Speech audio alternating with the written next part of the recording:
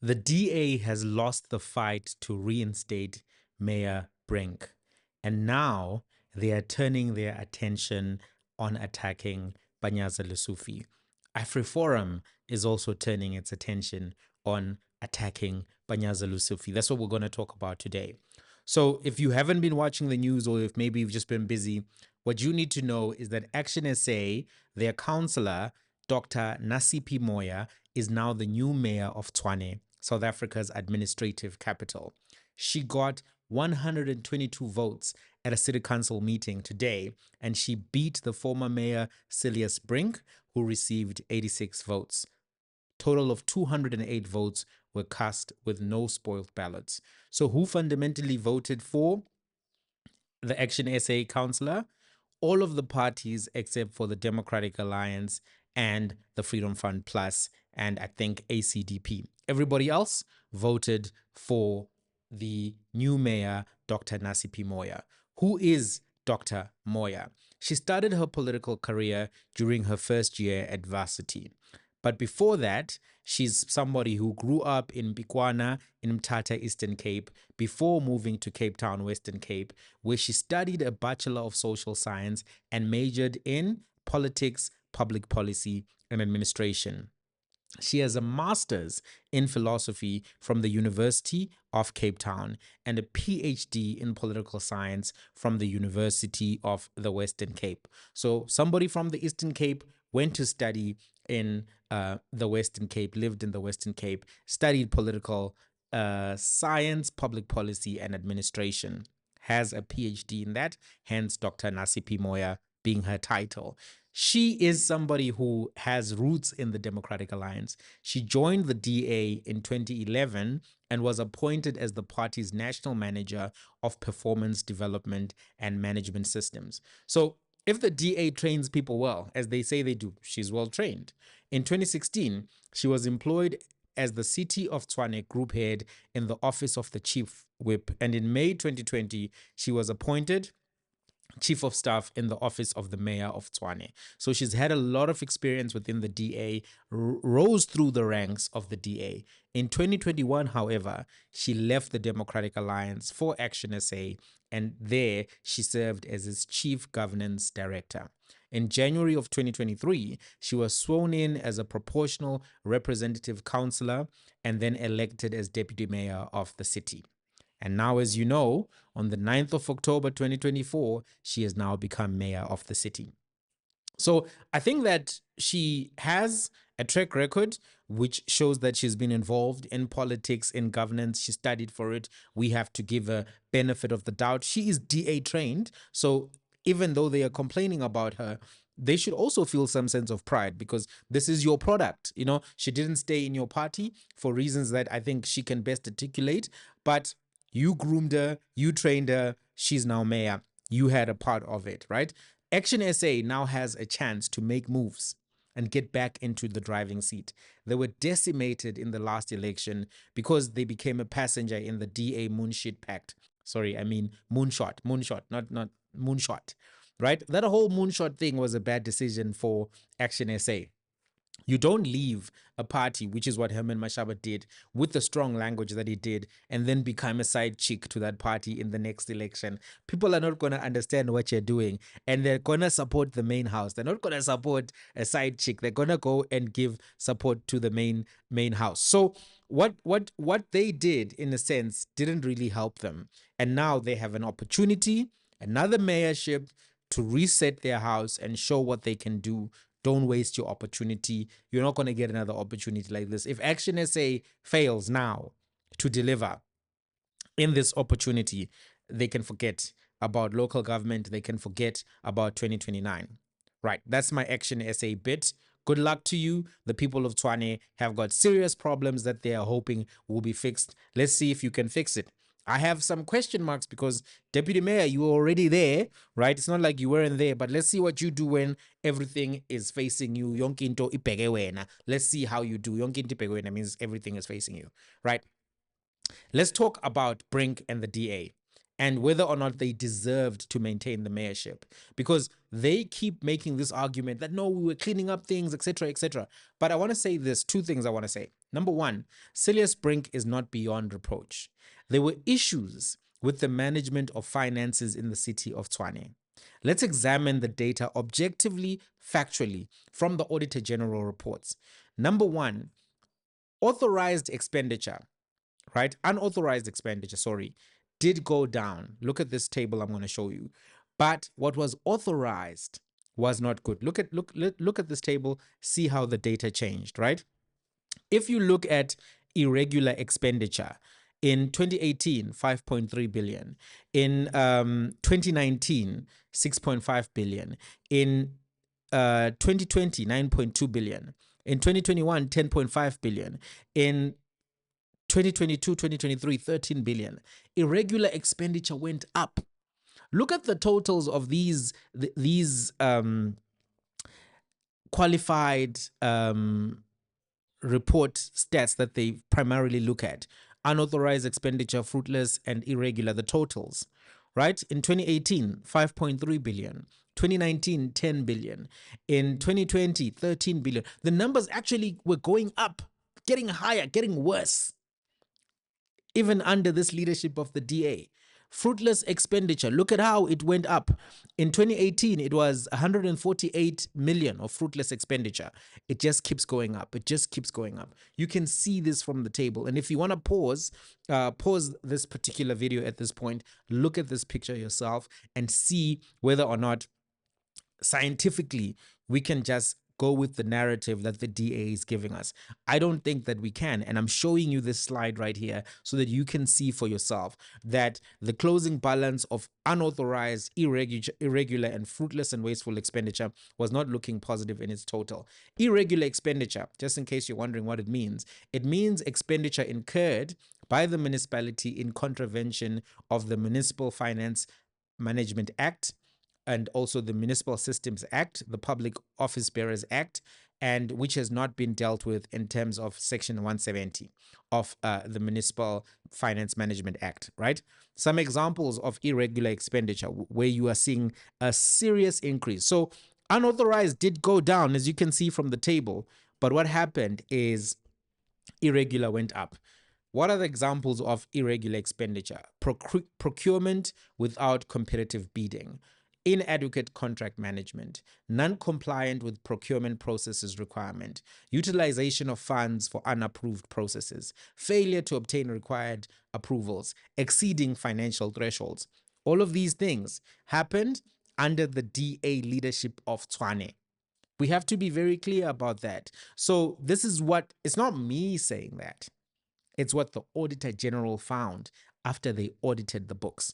If you're wondering what fruitless and wasteful expenditure is, it means expenditure that has been made in vain, that would have been avoided had reasonable care been exercised. It's careless. It's waste of money. Look at that, 2023, 2.8 billion. If we are saying that corruption is a problem, if we are saying that wastefulness is a problem, right? Incompetence is a problem. 2.8 billion. It could have gone far to solve the problems of water in Hammanskraal. Let's be honest. So there's an issue there that does need to be addressed around the performance of the DA. Second point I want to make, their performance reporting was poor as recorded by the Auditor General. Look at this particular slide that I'm going to put up here around the performance reporting in terms of performance report submitted for auditing. 2023, poor. 2022, 2023, it's poor. In fact, if you look, you'll see there that there wasn't great performance reporting, right? So the Auditor General is saying, I have issues with how you are reporting and submitting the documents that I have to audit, and the documents that you're giving me to audit are poor, meaning that the outcomes could even be worse, right? Even under Brink. So this idea, this narrative that Brink was, holier than thou, the kumbaya, my lord of leadership, come to save the city of Tshwane. I don't know if that's 100% if you look at some of these indicators here. I think that he has lost the confidence of, the council, and it may be legitimate. There's another issue that I have, though, with Cilliers Brink that I want to bring up for your attention. When I went onto his Instagram, I saw him proudly hanging out with Ernie Jacobson, who's a former mayor of Pretoria when it was then Pretoria, who has a long history of being part of the apartheid administration. In the picture, he's saying, it was nice to finally meet a former mayor of Pretoria, Ernie Jacobson, and his wife, Annette, in person. In the 90s, some struggle leaders spoke about Ernie Jacobson, and what they said of him was that he was a prince of apartheid and he played a critical role in imposing separate development in Pretoria. And Pretoria still has deep structural divisions. So for me, part of my issue is if you are part of glorification of apartheid, if you are still in 2023, 2024, hanging out and proudly posting your associations with apartheid era leaders, what does that say about you and your political ideologies? Do you support that? Do you agree with that? What can you admire about such figures? It's fine to meet these people in private and maybe at the functions which you attend, sure. But if you're posting it on your Instagram, that means you're showing your community that, hey, this is my boy, this is my person, we're together. That makes me uncomfortable. I don't want to lie. That makes me uncomfortable. Ernie Jacobson was a leader in the New National Party, which was the South African party, political party formed in 1997 as the successor to the National Party, which ruled, as you know, from 48 till 1994. Prior to 1997, he was a member of the National Party, and in fact, he was an influential city councillor from 1982 within the National Party before he became the mayor. Right? Effectively, he spent most of his adult life as a member and a supporter of the National Party.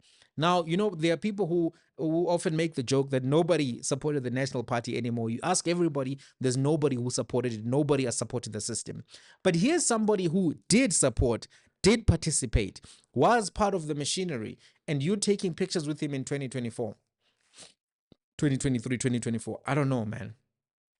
I don't know. It makes me uncomfortable. I don't know if you guys think I'm being unfair to him. I'm just giving you my view, my opinion. I take an issue with that. There's something about it, right? The removal, right? I'm moving on now from that. You'll make your own decisions about what you think about that. This removal of Cilliers Brink and now the institution of a new mayor in Dr Nasiphi Moya is also another victory for the ANC in their Cold War, Gauteng ANC in particular, against the DA. And it's another notch in the Panyaza Lesufi belt. The ANC has had its eyes on Tshwane since they lost it in 2016, when the current Minister of Electricity and Energy was removed. So Kgosientsho Ramokgopa was elected mayor of Tshwane in 2010. He took over from his aunt, Gwen Ramokgopa, who's also a senior leader within the ANC. She was mayor from 2006 until 2010. So that family's whole political career is back. It's in shape. They are back. They are movers. They are shakers. Hey, they are going to Ramokgopa this thing, you know. Back then, they said that, you know, Gwen was very close to Paul Mashatile. I don't know. That's what the reports were saying when I was looking at the stories. But just so you know, the ANC has been in charge of Tshwane since 1994. First, there was an interim mayor. Then the first formal black mayor of Pretoria was elected on the 24th of November, 1995, Johannes Ramokgopa. And he became the first black mayor of Pretoria. And he was instrumental in integrating the old city council of Pretoria with the local municipalities of Mamelodi. In fact, there's a street in the Pretoria CBD, Tshwane CBD now, which has been named in his honor, right? So since 1994 up until 2016, the city of Tshwane was ANC property. You understand? And then they lost it. And now they finally have got it back after 8 years of being out. And this is something that Panyaza is going to take credit for. He's also going to take credit for bringing back the city of Johannesburg, right? Which was also lost to the DA.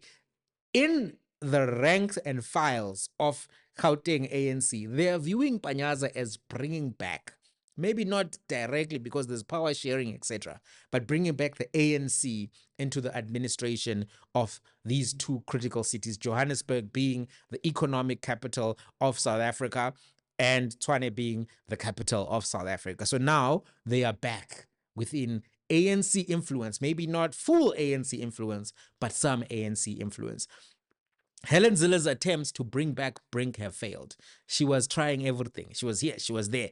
And apparently he's from a wealthy family that has donated to the DA. I can't corroborate that. I don't know much about the family history, but I saw some people saying to me on social media that, hey, this family apparently is a big family in the DA. So Helen tried. She really actually tried to bring back Brink. And she actually sent a letter last week to Fikile Mbalula where she was threatening to withdraw from talks. And what the letter said in part, here's what the letter said. The DA will now withdraw from these talks. The ANC must accept responsibility for the ongoing chronic instability of these metros and continuing service delivery failures as South Africa approaches the 2026 local government elections. The return of Cilliers Brink as executive mayor is a non-negotiable condition for these talks to resume. The ANC should take careful note of the widespread anger and backlash in the capital city against parties responsible for removing Mayor Brink. The major blunder of yesterday's events can be reversed by re-electing Brink to the position. It's very unfortunate that the substantial progress we have made has been undone by the obduracy of your Gauteng leadership under the Premier Panyaza Lesufi. Until the ANC's national leadership reasserts its authority in Gauteng, the metros in our most populous province will continue to disintegrate with profoundly negative economic consequences. This is what Helen Zille said to Fikile Mbalula. Fikile Mbalula then sent a letter to Panyaza Lesufi. We discussed that, and he was not successful in trying to charge Panyaza, etc., etc. So let's talk about what this means for the DA. The DA, you may think that this will make them leave the GNU. They're not going to leave the GNU, not now, because they've too much pressure. The donors of the DA are also owners of this entity, which we call markets, right? Big market players, such as Michel Leroux, the founder of Capitec, right? Who recently also contributed to the Presidential Project Management Office as part of the Business Unity South Africa cohort of CEOs who are supporting the president on that side. We've seen Capitec, their market cap has increased significantly. They were one of the biggest beneficiaries of the GNU. Their market cap has gone up. They're even saying now they want to go global. That's how confident they are feeling about their performance, right? So as a major donor, you know, Michel Leroux gave DA 115 million rands in the last 3 years. So, he also gives money to Freedom Under Law, also gives money to Corruption Watch. And we saw right now the DA taking MK to court, blocking what's his name, Dr. John Hlophe, from participating in the JSC. So Michel Leroux is a very influential person within the DA, and he, in fact, was, I think, part of the panel that removed Mmusi Maimane, if I'm not mistaken. So he's an influential part of the DA, and he's not going to entertain the idea of the DA walking away from the GNU. The GNU is making him money. He's not going to entertain that. We saw that the markets broadly are not going to entertain that, right? So they're not going to leave. They've got pressure from donors. They've got pressure from markets. And also they've put themselves in a strategic corner because they said their biggest fear is that MK and EFF will form coalitions with the ANC, and they're trying to stay in the coalition so that they can prevent that. Once you put yourself in that position, you're not going to walk away. So what options do they have left right now? They've got very few options, right? They will join the media war against Panyaza Lesufi, right? And they are now doing that. We'll talk just now. I'll tell you how they're doing that. But they're not going to walk away. They're also going to try to use developments that are going to unfold against the president. Because remember, the minister, Thembi Msimelane, the Minister of Justice, has got this VBS issue that is still percolating. The DA may use that as a pressure point against the president. Right now, the Phalaphala matter is going to the Constitutional Court. I want to do a special episode on that. Look out for that. So they may have opportunities to pressure the president and influence him back in a way that maybe at a national level they can get some outcomes. But leaving the GNU, they're not. Also, I think John likes blue lights. He's going to tell Helen, no, man, I like these blue lights. It's my party. You said I'm the leader. You're not the leader. I'm the leader. He's going to tell her. Right, so there's going to be some issues there, but I think they'll try to find ways to find a point of attack. So one of the points of attack is against Panyaza Lesufi, right? So right now, what we've seen is that the DA has shifted from their attacks on ActionSA and Herman Mashaba. Last month, they spent a lot of time complaining about Herman in particular. Now, they're shifting their focus. Who are they shifting their focus to? Panyaza. Here's what happened just yesterday. As all of this was happening, Afriforum joined the fight against Panyaza Lesufi. So Afriforum issued a media statement yesterday. Here's what the media statement said. Panyaza Lesufi is implicated in alleged corruption, cover-up, and thwarting criminal investigation. I need to get my Afrikaans voice. I need to work on that, right? So Afriforum is accusing Panyaza Lesufi, this is a statement, to be a central figure in a massive cover-up of rampant corruption, money laundering, and fraud that has cost the provincial government hundreds of millions of rand that was allocated to the Department of Social Development, DSD, to support needy NGOs. This is what Afriforum's statement is saying. Afriforum's private prosecution unit is representing a whistleblower and has been briefed to ensure the implicated officials and their enablers, including politicians, are held criminally liable for the theft that has been going on for nearly a decade. The unit says that they have seen several forensic reports on the allocation of funds to non-profit organizations for the implementation of food banks, school uniform, and dignity pack programs. The reports identify officials as allegedly committing crimes such as fraud, corruption, money laundering, and recommend that both disciplinary and criminal action be taken against them. Between September 2023 and January this year, the DSD suspended 13 implicated officials. However, their suspensions have been lifted and they are back at work. The whistleblower says Lesufi was provided with these reports, but the whistleblower alleges, this is Afriforum still speaking, that instead of acting on them, he allowed for the appointment of a law firm to review those reports and exonerate the implicated officials, and terminated the mandate of the law firm appointed to conduct the disciplinary hearings of the 13 officials. In a letter which was sent to Lesufi's office from Advocate Gernial, who is now head of the Afriforum unit. You may remember him also from the Oscar Pistorius trial. This is what the letter says. The conduct of your office and the MEC for Social Development, in the absence of reasonable explanation, may be construed as defeating the ends of justice and or at least fruitless and wasteful expenditure. It beggars belief that the department would review their own report obtained from an independent source. Considering your conduct, we must draw your attention to Section 34 of the Prevention and Combating of Corrupt Activities Act 12 of 2004, which obligates you to report offenses prescribed by the Act to law enforcement agencies and cooperate in disclosing all of the available information to the authorities for their consideration. Our client's approach to the Afriforum Private Prosecution Unit is premised on the worrying failure of the government to protect and support whistleblowers. Our office has not ruled out approaching the courts to compel the Premier to do his duty. Afriforum has said all of this, right? So they're going to go to the courts, they're going to do all of this stuff. Now, it's important for me to point out that Afriforum does not like Panyaza in general. They don't like him in general. And this may be their way of finally getting him and helping the DA as well, right? So why do they not like Panyaza? He has frequently clashed with them over incidents which have occurred in Afrikaans medium schools. They view him basically as the engine of the Bella Bill, which was recently signed into law. Panyaza, on his side, has accused Afriforum of attempting to assassinate him. They then sued him for defamation. Just now, Kali Kriel, the CEO of Afriforum, said this on Twitter in response to their statement, etc., etc. No, this is something else that he said. He was talking in general. So he said, here is proof that Panyaza Lesufi is the biggest barrier to quality education, not the Afrikaans language he despises so much.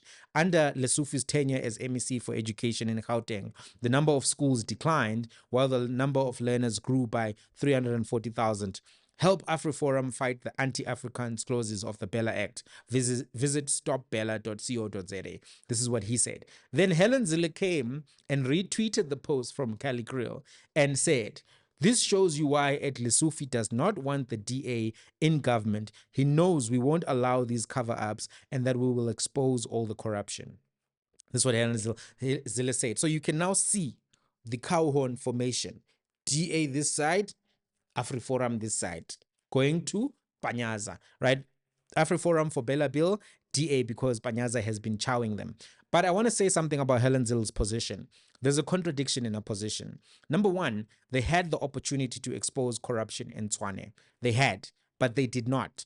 All of the things that they wanted, they could have showed us, because ANC was running Tshwane from 1994 up until 2016. If there was stuff that you wanted to bring up, get people arrested, you've had 8 years to do it. Irregular expenditure actually went up, even under Brink. So why didn't you show us all of this corruption that you say existed? And I'm not saying that there's none, right? Because people who are residents of Tshwane have been raising issues in general, but those issues have also been raised under your administration, okay? So you didn't deliver in Tshwane some kind of an experience that we had in, or the experience that people have in Cape Town, right? That's totally different. You also wanted to be, this is DA, in coalition with the same Panyaza Lesufi in June and July of 2024. You wanted that. You were negotiating for that. You were trying to get critical positions. So all of a sudden, Lesufi doesn't want you to be in government because of this. I think that it's not as simple as the DA is putting it. Lesufi is playing for the future of the ANC. Ramaphosa is playing for this current administration. Their incentives are different. And so when they saw that they could outmaneuver the DA, which, to be quite honest, had gotten themselves a good position by getting into this coalition with the ANC in the first place. Panyaza played his own political game, and so did ANC GP. It's not just him. It's a lot of people in Gauteng who just felt, no, we're not going to play this game. We have leverage. Let's go last and let's screw them over. And that's what they did, right? So I don't think it's just about these particular dynamics that, no, they were trying to prevent you because you're going to expose them, because you're not necessarily going to get finance. You're not going to get something which would have allowed you to expose corruption or anything to that effect. But here's another point that I want to make around you, DA, and Helen Zille's position. I'm talking about Helen Zille, not you, general member of the DA who's watching this. I support your support of this channel. Thank you for watching. Let's continue to have conversations. But I want to make a point about the DA leadership, right, at this current moment. The DA leadership has not exposed any corruption in KZN, where they are in coalition with the ANC, which was accused by the very same DA of being corrupt and incompetent in the last 60 months before the election. I was listening to DA people as they were campaigning, Mayor Papas, all of these other people campaigning there. They were saying, this ANC is so corrupt in KZN, KZN is gone bad, KZN can be great, etc., etc. They said a whole lot. You are running finance now in KwaZulu-Natal. Show us. Show us, Pella, where the corruption is. Charge somebody. You're not doing that because you want to stay in coalition with the ANC and the IFP. So you've compromised the interest of the people to stay in power. And this is exactly the same thing that John said about Phala Phala at some point. He was like, yeah, no, there's more important things now than Phala Phala. But he's the one who went and sent letters to SARS, etc., and said that it was akin to money laundering and akin to stuff that he had seen on that Netflix show. What's the name of that Netflix show again? What's the name of that Netflix show about the money laundering? I can't remember. Ozark. Oh yeah, Ozark. That's what John was saying at some point. He was like, this is like Ozark. This is like The Sopranos. Now he's like, no, it's fine. There's other issues. We have to prevent EFF and MK from getting into coalition. Sure. You can say that and maybe people buy your argument. But you can't at the same time then say that if you had gotten into a coalition with Panyaza, you would have exposed things. Expose them in case they're in. Sbone, so that we see. That sbone means so that we see. Right? That's just for international guys watching as well. I want to keep you included. So this is where we are now in the GNU. This is where we are. It's interesting times.